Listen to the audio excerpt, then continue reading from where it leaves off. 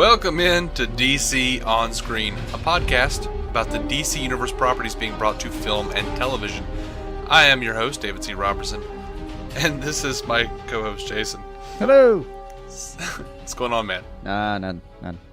So, this is our episode review. This is our review for Gotham 205. What did we settle on? Is it called Scarification or Scarification? I'm guessing Scarification, because Scarification, in my mind, should have two R's if you're going to make that the word. But we still can't quite figure out why it's Scarification. If it's verification that Bridget's scared of fire, I really don't clarification that the ratings are getting scary. They're losing a lot of people, man. I think people are just busy. I don't know. I don't know. There's still plenty for a lot of networks. It's actually a little scary on Fox. What'd you say the last episode got? 4.19? Yeah, 4.19 million. And does that sound like a lot of people? But it's not. Yeah, it's when you jump back and consider that, first of all, that number does not include the DVR ratings. Right. Because those haven't come through yet. But when you're talking about, actual, first run on television, even at the beginning of this year, I think it was, 7. Yeah, I think, they I want to say it was had more steadily like 10. 6, 7 area. Yeah, they steadily had 10 at the beginning of last season. So yeah, it's going downhill. As far as ratings are concerned, it's not a let's freak out kind of number yet. But people are very big on retention because you have to have it. You just do, and that's being a bit worrisome right now. A little bit. Now, you want to talk about this episode? No, I was just going to talk about the ratings and in the show. We good here? Good episode. All right, cool, man. I'm going on break. Right. I'm going to start smoking just so I can take a break. So, Penguin. Poor little Penguin. I know. He just wants his mommy back. I know. And Theo's just toying with him. It was actually kind of... I felt really bad for him. Mm-hmm. Poor Theo. I told her I was going to have to bring this up. My girlfriend Bethany, she had forgotten who Bundeslaw is. Oh, the mayor? The dude that was in the trunk? Yeah. No, the dude that was in the trunk. Oh. Because they had the little flashback. They're like, oh, he's the guy that cleans up. They did the thing where he's talking about you're the guy that takes out the trash for Wayne. Yeah. Enterprises. Yeah. But she had forgotten that he was in the show before, and he was actually just it was a metaphor. Mm-hmm. So she just thought that Galavan was torturing this poor janitor. Yeah. Until you said that, I actually had forgotten where he was. I paved right over that. But yeah, he was the guy that catches Bruce near the safe, right? Yeah. And she was like, that poor janitor. I was like, what janitor? She was like, the dude with the eye. I was like, no. That was the jackass that was threatening Bruce last year. Right. She was like, oh. I'm like, the trash man was a metaphor. Whatever. Right. I thought it was funny. But they did. That's not on her. They did a terrible job of reminding us who the hell that was. Yeah. I guess they just thought that we would know, but we didn't. No. We've seen him exactly one episode. Yeah. No. Yeah. And what is it with pulling people's eyes out? Hey, you need it to get in the safe. No, you don't. You just do. What, are you going to take his head off instead? Just carry the whole package around? What's in the box?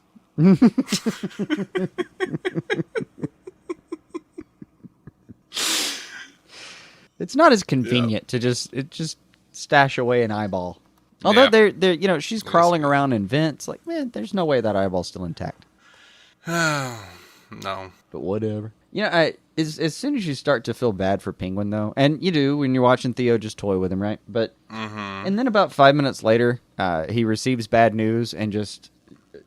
I don't think his poor little lackey's ever going to be the same again. He just got beaten with the business end of a fire poker. Yeah, that poor dude, poor bastard.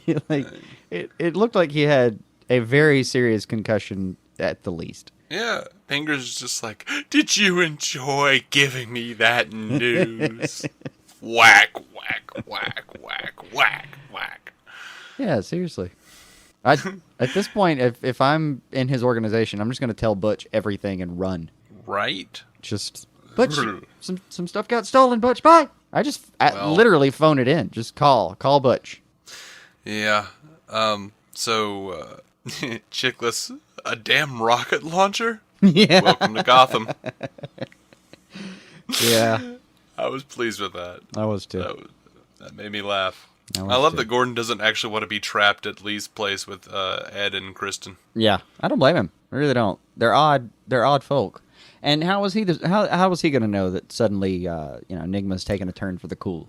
And he has. He's taking a damn fine turn for the cool. He's actually a lot more fun this way. Okay, right now I'm just waiting for the worm to turn because right now he's just really annoying. He reminds me he could have very well been the male version of that or the male part of that team in Arrow that was hanging out with Elicity in the suburbs. Oh yeah, no, yeah, he's just oh yeah, like they're feeding each other. Ugh. Yeah, I hate those people. Yeah, it's sappy, but be unhappy like the rest of us. How dare you experience joy in front of Dave? How were you thinking? That's right. I don't like the joy to be shown in front of me. Right. Anyway. I was just more worried about the fondue. It didn't look appealing. Just made me hungry. I understand. So, I kind of love that Galavan wants Gordon's endorsement. That was good. Oh, the rocket launcher scene. Better than rocket launcher and Welcome to Gotham. No one gets pants. Love no one to get pants. That was awesome. He's actually kind of fun. That made me laugh. It was a nice ploy. First guy who tells me where that is gets his pants back. Gordon comes over, tells him, "Screw that, we don't need them. No one gets pants." All right, great. Yeah. They keep going with barns like this. I might actually like Michael Chiklis at the end of the whole thing. Oh, yeah. Here's something I hated though. The Merc. Some big old Costco for criminals. Yeah. Didn't care for that one bit. I don't know. I could deal with that. In Gotham, I could deal with that. That was a big cartoon dick in my soup. Just wasn't down for that. The poor Merc pissing your cereal again. I was fine with that. That didn't bother me. Like I said, in Gotham, no, that doesn't bother me. Because I half believe, like Penguin said, that you could look up assassins in the phone book. I half believe that here. Oh, yeah. I mean, it's fine for a turn of phrase, but I don't literally want a Costco full of explosives for criminals. Yeah, right. Nah. With like Muzak and a dude on the intercom talking about the daily specials. No. Oh, that amused me a little bit. I was fine with that. And then they cap it off with the police raid on the place. The dude's got like the C4 in his pants. Right.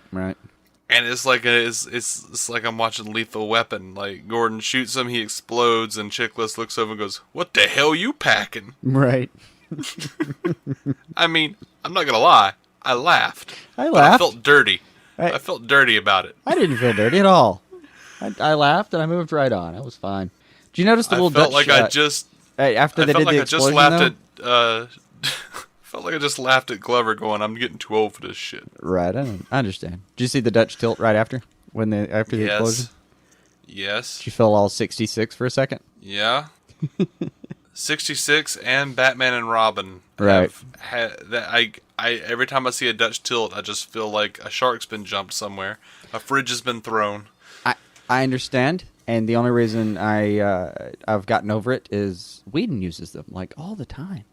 I mean, there are Dutch tilts in the Avengers movies, for fuck's sake. There should have been in that last one, but I mean, they're in there. I don't know what to tell you, man. I mean, I don't disbelieve you. I mean, yeah, there was a Dutch tilt out there trying to save that. It's called Sokovia. All right, now Butch and Selena running around. It was called Act 3. Yeah. Looking up the entire time. Now look, back to an actual show. Butch and Selena running around. I loved the hell of that. I would have watched a good 20 minutes of their little buddy cop thing all day. I by and large really enjoy Butch. Yeah. And I felt bad for him this episode. Yeah. Poor bastard lost his hand. He did. It looked painful. Man, when Penguin makes a decision, that shit happens. Mm-hmm. It happens quick too. I keep hoping now that they're talking about Butch being programmed, I'm hoping they're bringing it up because we're going to take out the programming part of it. Mm-hmm. I'm about done with that. The show for a minute just kind of never went back to it for a minute, and would only kind of, I don't know, intermittently allude to it. So right. I'm really hoping that they actually do something with that. But they've done that with a number of storylines where they just sort of, oh, this happened, and now we're not going to bring it back up again, even though it was really dumb. And yeah. And the problem is every time they bring it up, I imagine him doing that little Avril Lavigne jig, and I can't get past it. I was I had said I was actually kind of excited about the guy that was we'll call him head piker. I liked that guy. I mean, I like the actor, but he doesn't do anything on this show except just kind of snarl. Mm-hmm. Yeah. Just snarl and be abusive. I like just fine. I mean, he does okay at being abusive. I was looking forward to that part of him, but that weird lip turn, just that little Elvis looking thing, I wasn't digging that. Yeah, that was awful. I have thoroughly disliked everything that I've seen of the Pikes so far, as I predicted I would. Like, I gave it a shot. I was open-minded. They're awful. The thing that I actually liked the most was that one of them blew up. It's my favorite part about the Pikes. There are less of them than when the show began. Oh, okay. Right. That's it. I don't. No, I'll give it this. I'll take the Pikes if it means I get more Selena, because I actually really enjoyed her and Bridgit. They were a lot of fun. That little discussion out back they have. It was a nice quick little introduction to their relationship, and then like later their conversation. What's the line? Like, what good's family if you're a slave, and what good's freedom if you're alone? Okay, that was a good conversation. It's a good conversation. And that conversation aside, you got nothing for any of the Pikes or Selena right now. Like, nah, I'm good. I mean, I'm still digging it a little bit. Plus, I got to give her this for a homemade costume. Bridget's costume looked pretty great. It did. I mean, I just I can't understand. I mean, I can, but I'm just waiting for her to burn that faux family of hers to the ground, man. Yeah, no, I think you're going to like her a lot more once they've gotten the rest of the Pikes out of the way. Once it's just Bridgit and Selena hanging around, you're going to be happy. Once I watch her with a flamethrower, like, burn that curled lip to the ground, yes. You'll be much better. That. Now, to be fair, you don't like the bad guy, so, at least the show did that correctly. Well, I mean, right now, I don't like the bad guys that I'm supposed to not like. But I'm not feeling terribly sympathetic toward the bad guy I'm supposed to feel sympathetic for. That's a problem. Which one? Bridgit. Oh. No, I fell for it. I bought it. I like her. I'm not quite there with her yet. Because those two dudes are so runtish, I think she could kind of beat the crap out of them anyway. It doesn't look like it's ever really occurred to her. I know, and that bothers me. Because that just doesn't ring true. I have two sisters. They're both smaller than me and have tried to beat the crap out of me. Right. It just doesn't ring true. It's like they're siblings. They fight. That's what you do. Right. Oh. So yeah, I'm waiting for the Pikes to become interesting.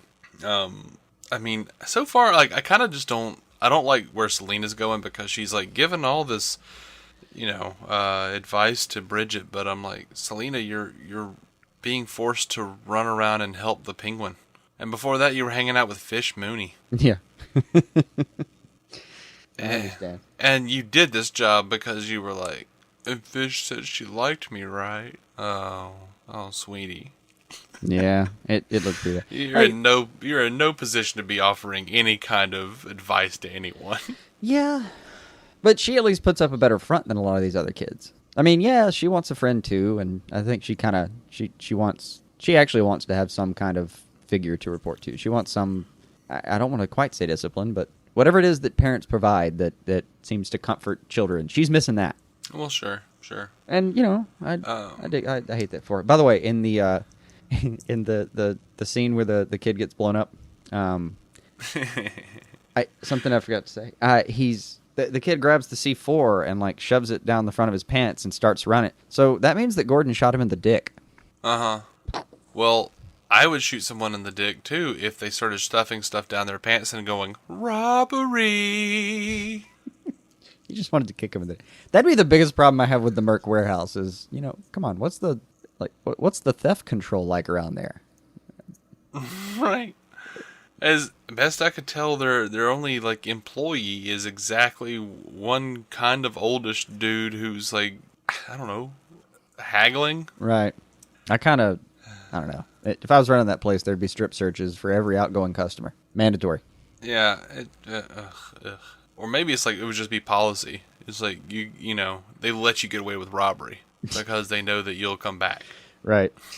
I mean, let's face it, all of their product is free anyway. They stole it. So if they get some money, that's good. They know there's going to be a certain amount of thieving happening. Sure. But, I mean, look at your clientele. Right. So, I guess let's... Oh, I just want to say, I was annoyed that there was no Alfred and Bruce in this episode. I know. I missed me some Alfred and Bruce. I always miss them. That's a standard. So any episode where they have to take time out to do something else, I wish that it was 10 minutes longer so we could have had a little subplot with them, but I'll survive. They'll be back. Think about it. That's more of them next time. Maybe. Or maybe not. You'll get plenty of Bruce. We don't know. You'll get your Pertwee, sir. You'll get your Pertwee. All right. One thing I hated about this episode... There have been many things so far that you hated about this episode. Huh? There have been many things thus far that you've hated about the episode. I know. It was not a great episode. Which was her name, though? Edwin? Was that her name? Oh, I liked her. The old lady? Yeah. Liked her. No. I mean, don't get me wrong. I think, like, the way Butch describes her as, like, an old lady who lives down... Who, like, what was it? She ran some kind of little shop or something. Runs like an antique shop down the street from her. Yeah. Like, I've been in enough flea markets and hung around downtown where the hipsters are and everything enough. Not that I'm a hipster, but I've been down those places enough to know that woman right when I saw her. I thought of like 4 different women I've met. I'm like, yep, they got her. they got that type right there. Like crazy hair, old lady, wears. Yep, that's perfect. Yep, they cast it perfect. They cast it right. They cast it and created it perfectly. Right. But I hated the music they were using. I hated how ridiculous and like she acted like she was a psychic suddenly or something. Like it just seemed real bad. Nah, like, I disagree, man. There wasn't anything about that scene that was in any way outstanding to me. It was just a good story. Like all they wanted to do was give you the back history of all the families, and I didn't even notice anything you've mentioned. I didn't find it grievous at all. Thought she was fine. I did like that Butch kind of prompts her. Penguin asks about it, and she doesn't want to tell him. And all it takes is Butch kind of clearing her throat, and she goes, "Yeah, okay."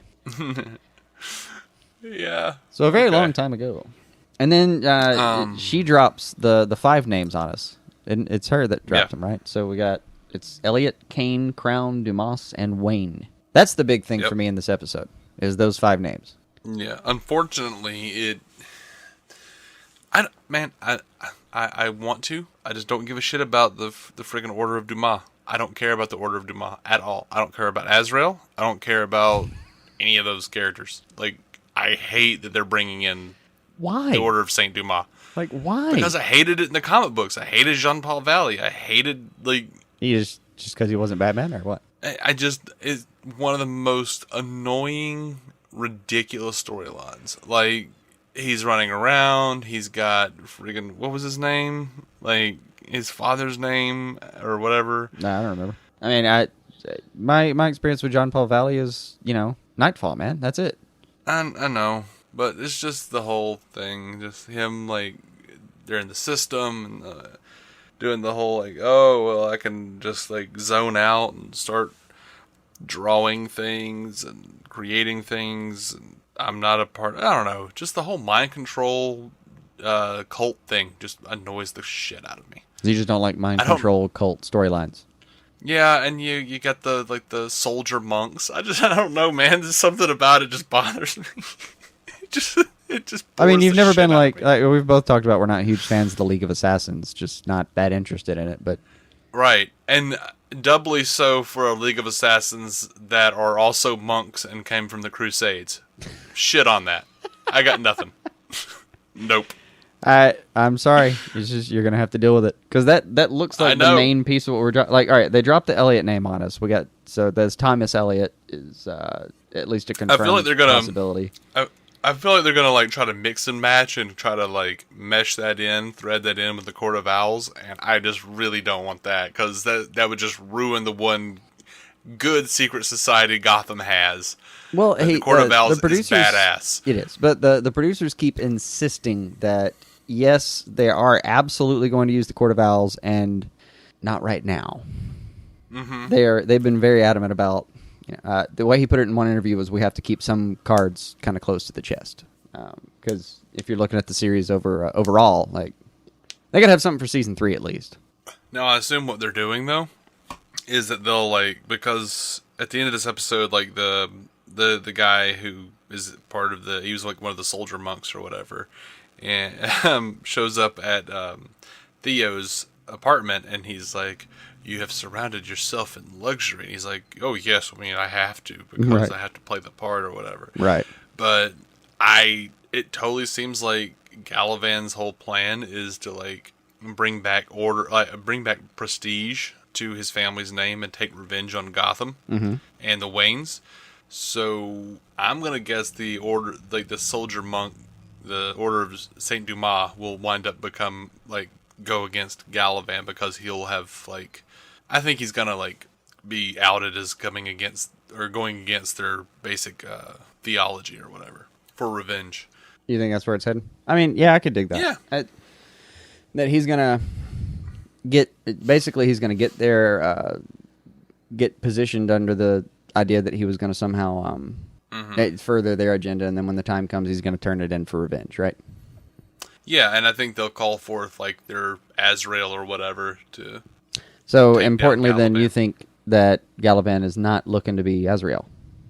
I think he might be Azrael, but he'll be usurped. His throne will be usurped when he's found to be as corrupt as he is.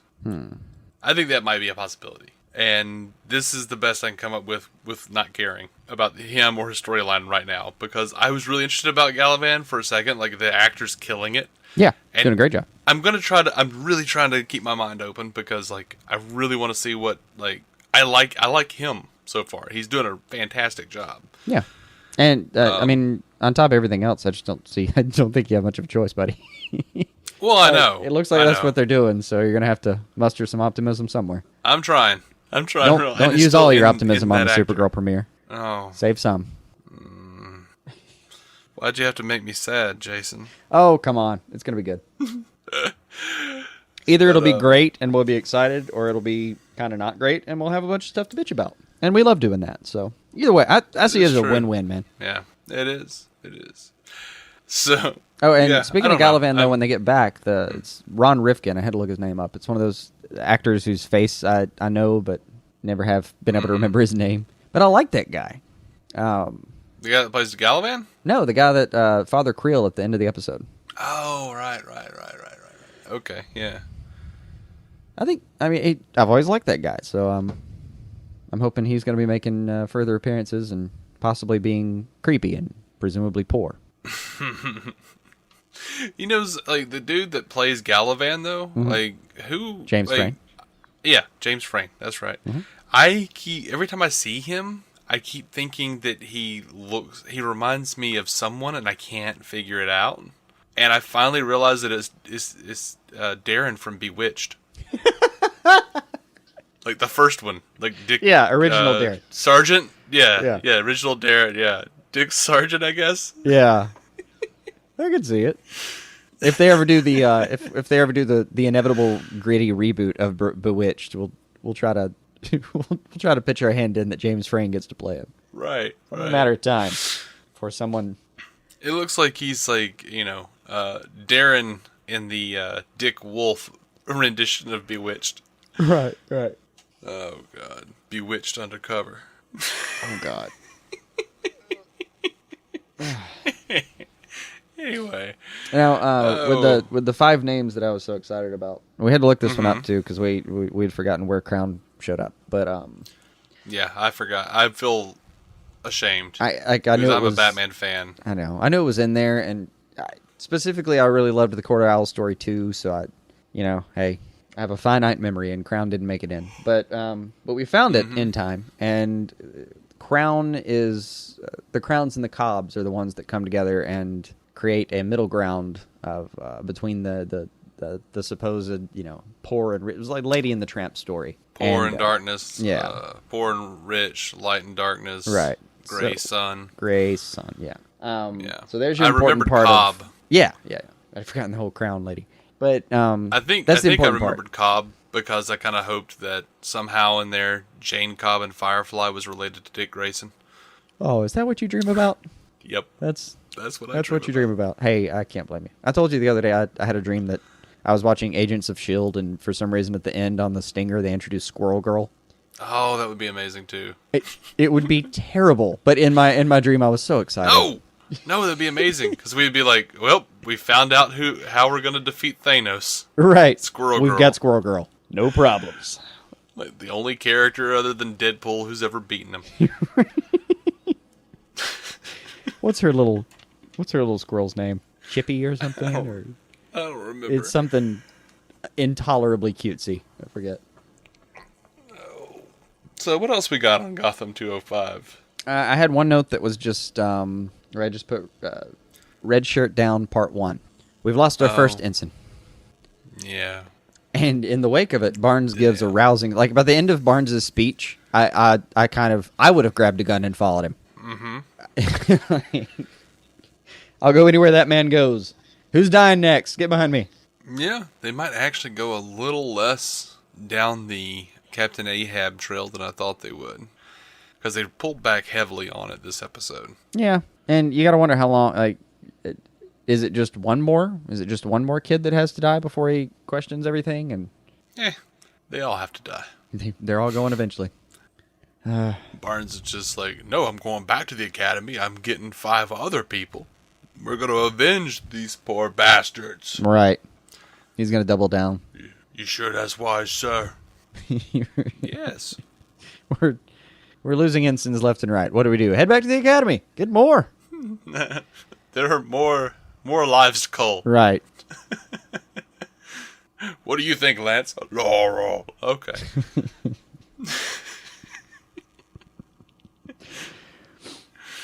Oh. I think that does it for this episode. Yeah. I wasn't as down on it as you were. I enjoyed it. There was enough. I wasn't that down on it either. It was just... You sound pretty down on it, but... I know. It was just I didn't like very much of it. So that's... I think we've circumlocuted back to... You were down on it. I'm trying to take as much sting out of that as I can. You can't. Just live with yourself. Yeah. I mean, it wasn't anything like, stabby, but... And as we discussed, short of stabby, that was a fucking amazing episode. Right, I agree. Like, that was the high bar by a long shot right now. One thing that actually made me laugh a lot in this episode was Penguin's Theo hair? being annoyed. Oh. Huh? Penguin's hair? No.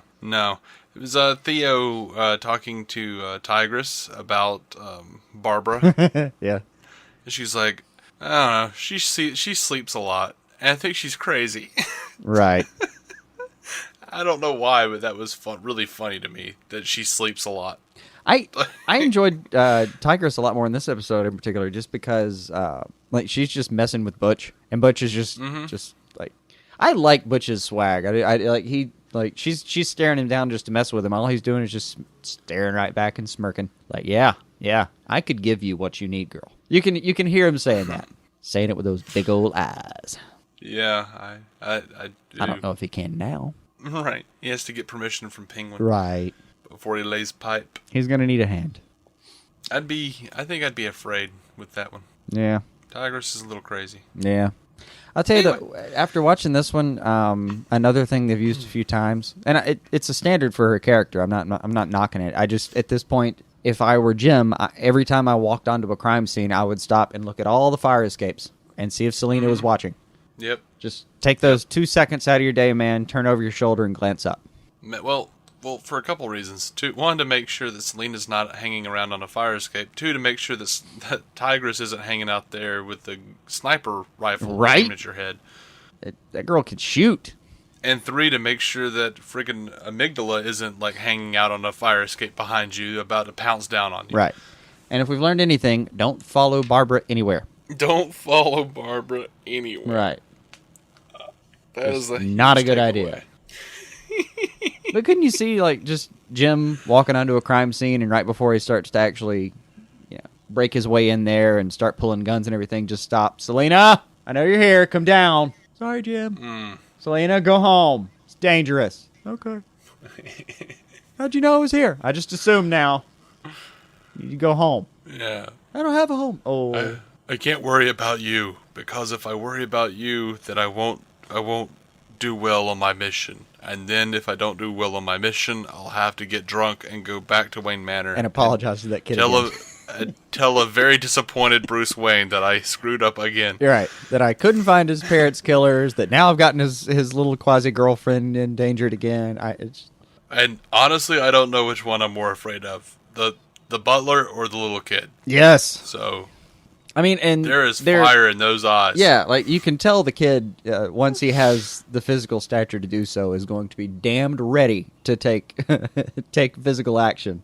But as is, he's got such a sincere look. Like, I don't know if I'd rather get my ass beat by Alfred or just have that kid look at me disappointed. I think I'd rather take a few hits from Alfred. Poor Gordon, man. He's got all that on him, and now, like, his captain is over here, like, jerking off to Purple Hearts and shit. Like, what the hell, man? I don't know. Like, sir, what are you doing? They died in the line of duty. What? Sorry. All right, I'm done.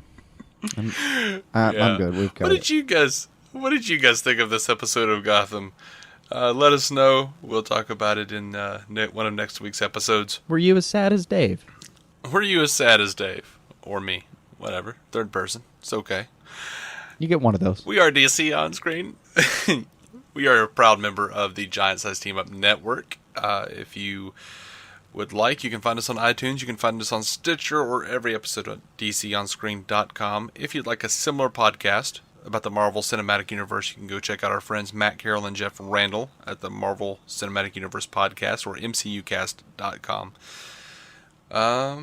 We'll be coming up with episode reviews for The Flash and Arrow, and as well we've got a news episode coming up later on in the week too. And then next week we're going to start dropping Supergirl reviews as well. So it's happening this Monday, folks. It's happening. She's a-coming. I said it's happening, not it's fappening. Choose your words better, bud. All right, we're going to go away now. Until next time, keep some DC on your screen.